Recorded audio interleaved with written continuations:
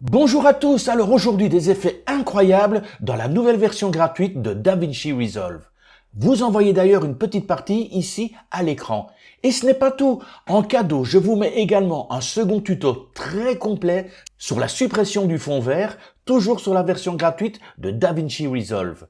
Le lien de ce tuto est dans la description sous la vidéo. Nous voici donc sur DaVinci Resolve, version gratuite. C'est la version 19.1. Je viens de créer un nouveau projet. Pour l'instant, il n'y a absolument rien. On est sur l'écran par défaut. Regardez ici en bas à gauche. On est donc sur l'écran Cut. On va se déplacer vers l'onglet qui est juste à droite, sur l'écran de montage. Donc je clique. Et c'est sur cet élément de montage qu'on va trouver les effets qui nous intéressent. Dans un premier temps, je vais juste importer deux petits médias. Je monte donc ici en haut sur la gauche, bibliothèque de médias. Je fais mon raccourci clavier pour importer les éléments dont j'ai besoin. Alors, où est-ce que j'ai placé ça? C'est dans mes rushs.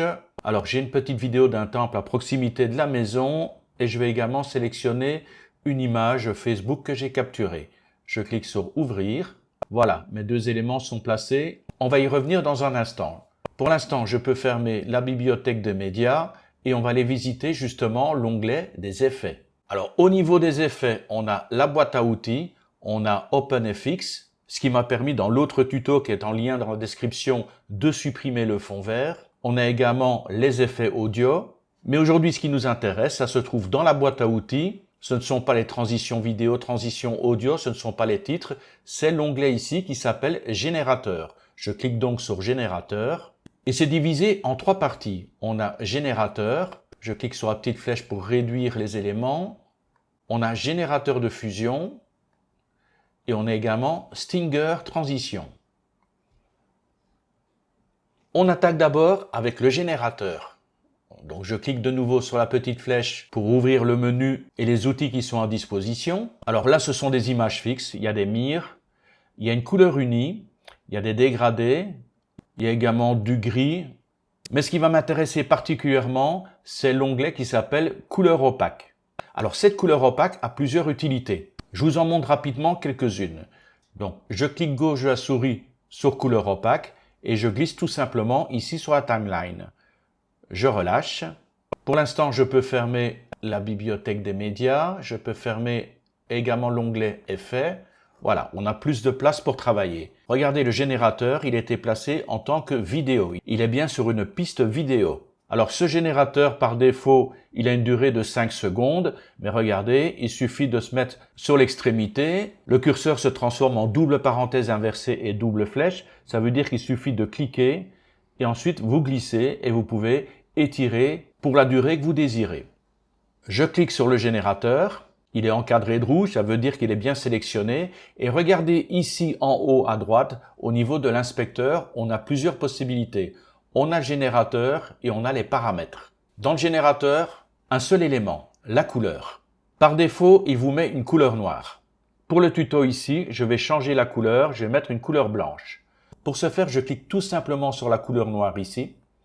Et regardez ici en bas sur la gauche, j'ai une nouvelle petite fenêtre qui s'ouvre avec la possibilité de modifier la couleur. Alors plusieurs options, hein. Là c'est sous forme de crayon, mais il y a d'autres options, spectre. Vous voyez, vous pouvez choisir la couleur de différentes manières. On va garder les crayons, c'est très bien. Et au niveau du crayon, je vais choisir le crayon blanc. Je clique dessus. Le générateur opaque est devenu totalement blanc, mais ça pourrait être d'une autre couleur, hein. Donc vous choisissez la couleur que vous voulez. Ici, on garde le blanc. Et une fois que vous avez sélectionné la couleur, n'oubliez pas de cliquer sur le OK. Voilà, la couleur a bien été prise en compte.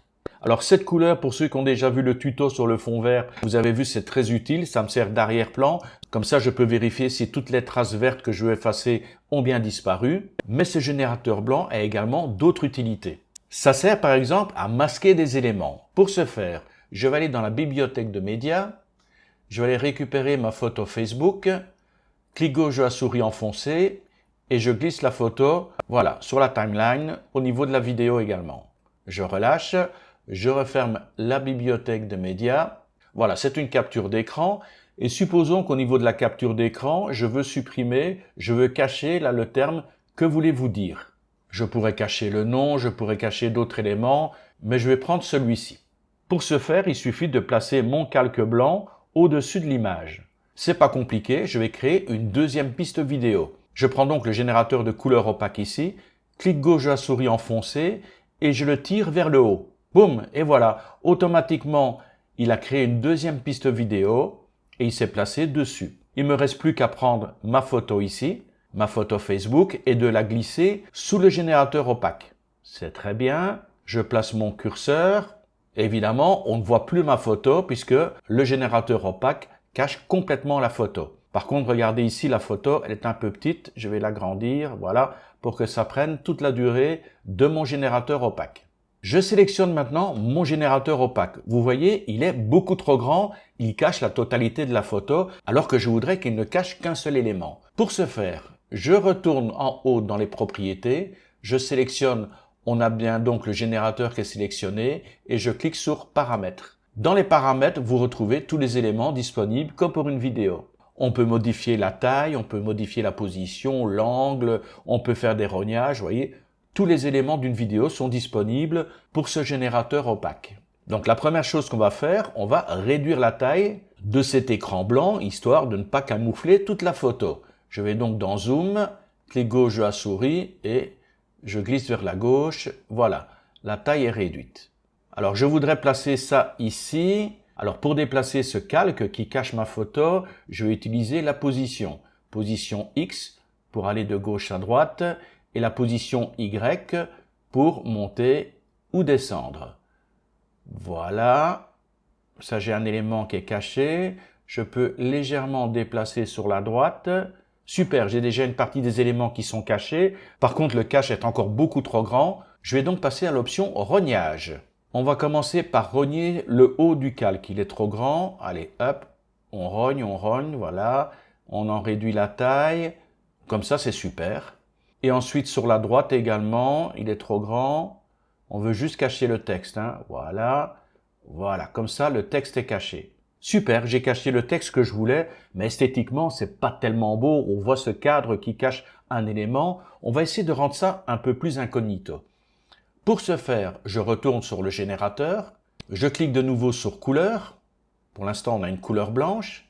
J'ai un petit élément ici, regardez en bas, une pipette. Je clique sur la pipette et je vais aller me déplacer sur la partie grise.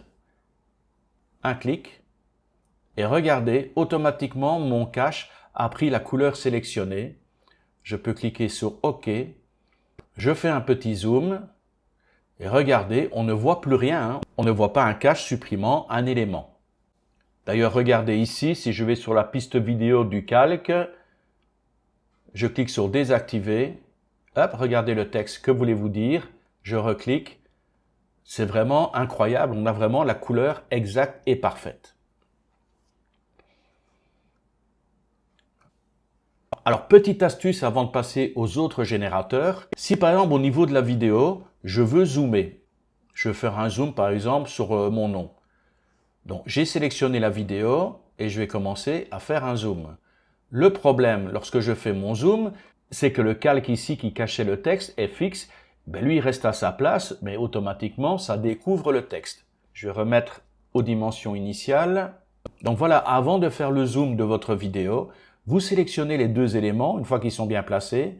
Donc clic gauche de la souris enfoncé et je sélectionne les deux pistes vidéo. Je fais un clic droit sur n'importe lequel des deux éléments. Et là, j'ai un nouveau menu qui s'affiche et je sélectionne Nouveau plan composé. Il me demande confirmation, je clique sur Créer. Et boum, regardez, on n'a plus qu'un seul et même élément. Le cache a été intégré maintenant à la piste vidéo qui est juste en dessous. Il n'y a plus rien sur la piste vidéo numéro 2. Tout est assemblé sur une seule piste vidéo. Et regardez, j'ai donc la vidéo qui est sélectionnée. Et regardez maintenant si je zoome. Aucun problème. Le calque est collé, le calque est intégré sur la vidéo. Donc il va suivre automatiquement le mouvement. Très rapidement, une autre possibilité. On va sur Effet. On reprend de nouveau couleur opaque. Je vais le glisser au-dessus de mon image de Facebook. OK. Je referme Effet, j'ajuste le calque à la longueur de la vidéo qui est en dessous, OK, c'est tout noir, c'est normal, donc je sélectionne le calque, je vais dans Générateur, Au niveau de la couleur noire que je viens de mettre, je vais peut-être mettre un petit grisé. OK. Ensuite, je vais dans les paramètres. Et regardez, je sélectionne le haut. Je vais rogner un petit peu au niveau du bas. Je pourrais également jouer ici un peu plus bas sur l'opacité.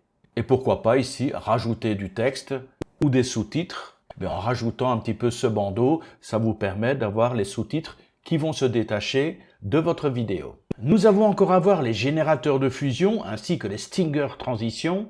Je vais les réserver pour un autre tutoriel parce que là ça va devenir beaucoup trop long, tant il y a à dire, tant il y a des options et des possibilités. Donc vraiment, si tout ce qui concerne DaVinci Resolve vous intéresse, n'oubliez pas de vous abonner parce qu'il va y avoir d'autres tutoriels.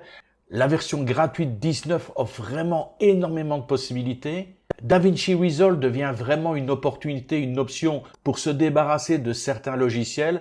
Je pense par exemple à CapCut qui était très intéressant avant avec plein de fonctionnalités gratuites. Mais plus le temps avance et plus les fonctionnalités gratuites disparaissent au niveau de CapCut. Et au final, pour avoir le plein potentiel de ce logiciel de montage, il faut commencer à sortir la carte de crédit et ça commence à coûter très cher.